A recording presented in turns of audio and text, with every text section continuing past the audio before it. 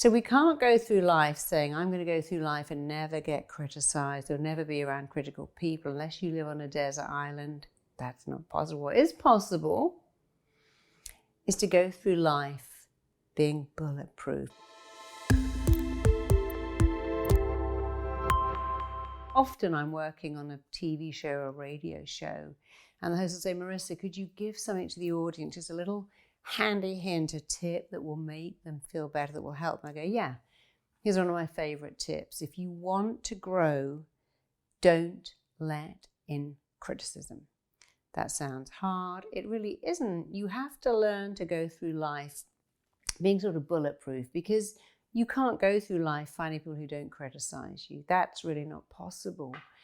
And even if you did, I mean, a lot of my clients or mega movie stars, they never get criticized. But they say, but everyone's just a yes person. They don't like that anymore.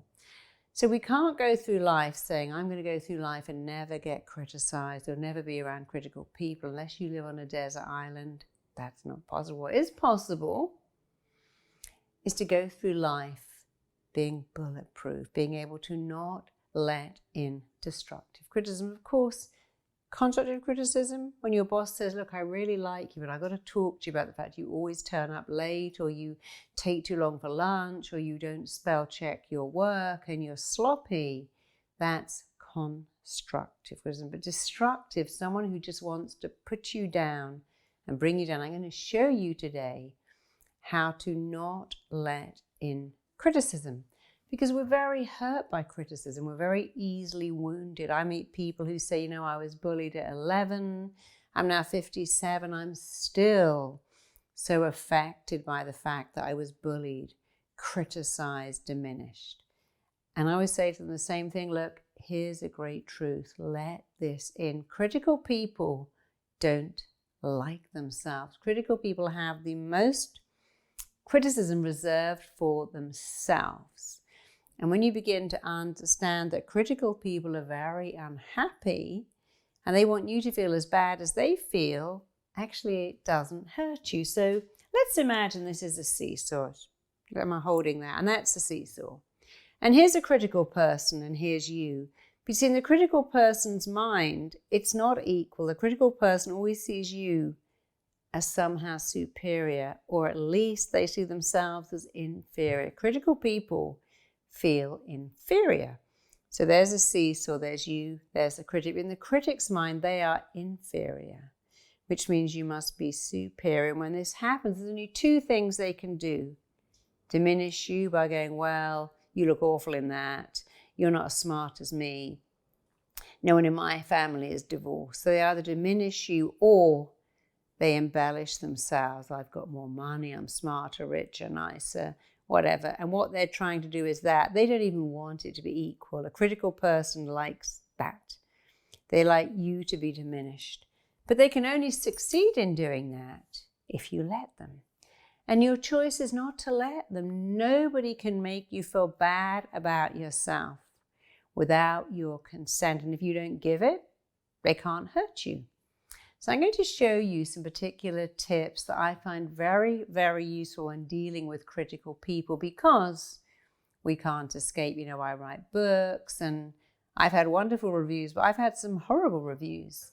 My talks are on YouTube and I like that, but there's always going to be someone that goes, I hate that pompous, stuck-up person. And some of the people that write things about me are really, really horrible. But you know, I can laugh about it because I don't let it in. I can even share it with you. Some of the things they say, I don't let it in.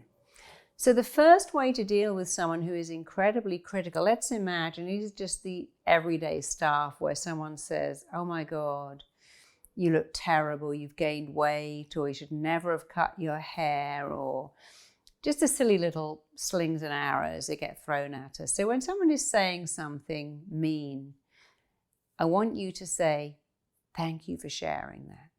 Now that may sound silly when someone says, you're always late, you'll never be able to do that on time, or you're never going to do that, and you're just not up to this, and I know you're going to let me down. You just go, well, thank you for sharing that. Thank you for sharing that is saying, you have your opinion. I don't happen to agree with you. When I say thank you for sharing that, what I'm saying is that's your opinion. So think of something that someone said to you that was really mean.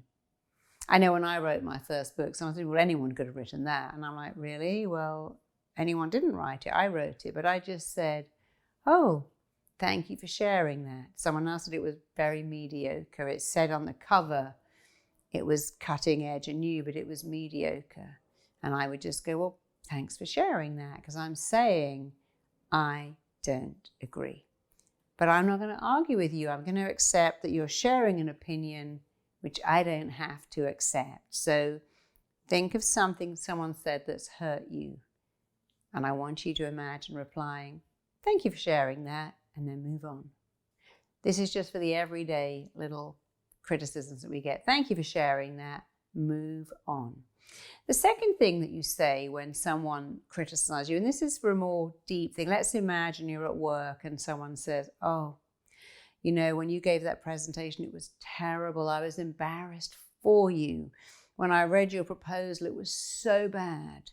I was embarrassed for you. You say to them, could you repeat that? I didn't get what you were saying. Please repeat it. When you say to someone, please repeat that, even if they say, oh, you should never have bought that top. It doesn't suit you. It's not your color. It's too tight. Don't go, how could you say that? That's really hurtful. You just say, I didn't get that. Repeat it. You're allowing the critic to retract. And you know how often they do? When you say, could you repeat that? They know that you are not going to let it in, that you're asking them to repeat it so they can challenge you. And they usually will say something like, oh, me and my big mouth. I'm just having a really bad day. Just ignore what I said. I didn't mean it. When they do that, don't go off and go, no, I want you to say it. What did you just say? Say it again. Tell me what you said. Don't do that. You've allowed them to backtrack, to take it back. So when you say to someone, I missed that, or I didn't get it, please repeat it, they often won't. Now, sometimes they will, and they'll go, yeah, I just said that your talk was so wooden, it's an insult to wood. Then you get to say, oh, are you trying to hurt my feelings? Amazing. They'll often go, no, of course not. I just wanted you to know how awful you are as a speaker, so you never speak again, or maybe you go and get speaker training. I just wanted to tell you how bad you were because I thought it might help you. So let's imagine you have kids and someone says to you, oh, your kids are the most horrible behaved children ever. You go, thanks for sharing that. Move on.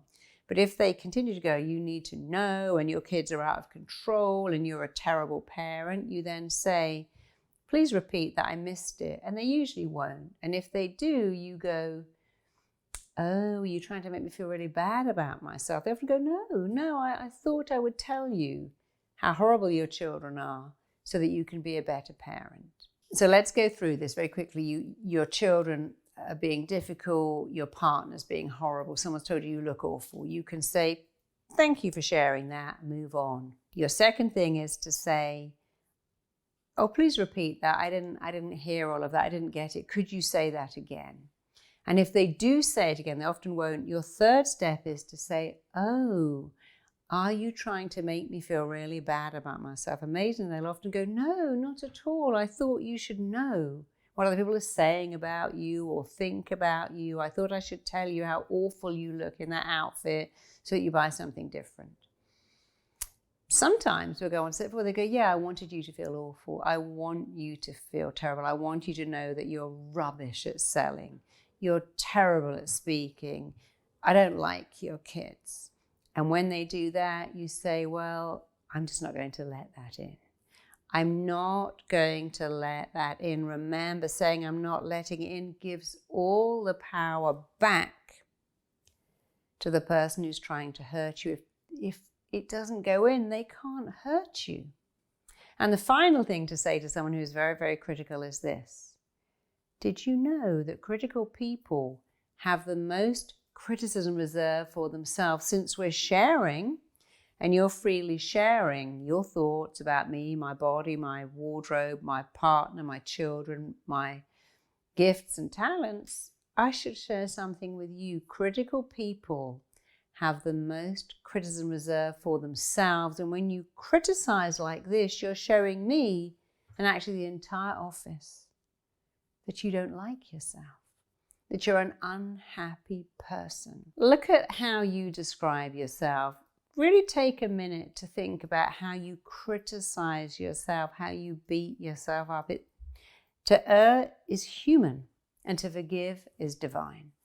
You're allowed to err, but you are not allowed to beat yourself up. So today I want you to really become a phenomenal therapist to yourself. A great therapist would make you accountable for how much you criticize yourself. A great therapist would say, you know, I've noticed that when you come in and go, how are you? Oh, awful, I've had a horrible weekend. I just messed everything up because I'm useless. And they go, no, I don't think that's a great way to describe yourself. A great therapist would make you accountable for the language you are using to describe yourself. A great therapist would stop you and block you and prevent you from going into this sabotaging yourself, beating yourself up, comparing yourself. I want you to be a great therapist.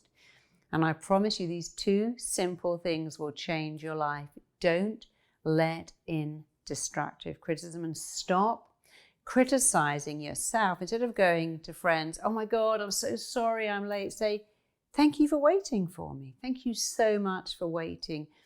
Don't keep apologizing. Oh, I made this dinner and it's not very good and I didn't have enough herbs and I burnt the chicken. Don't do that. Just say, I'm so glad you're here and this isn't the best food I've ever made, but it's all about the company. So don't allow yourself to go into that daily habit of looking at them and going, oh, I look awful. No, you don't.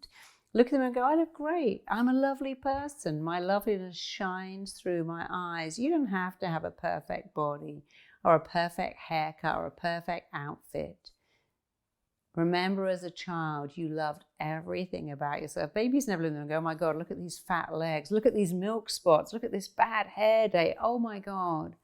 When I used to push my little girl down the street and people would come and go, oh my God, that baby's gorgeous. They'd look in the pram and they'd tickle her little legs. And she never looked away and went, oh, I've got really fat triple knees and I've just dribbled.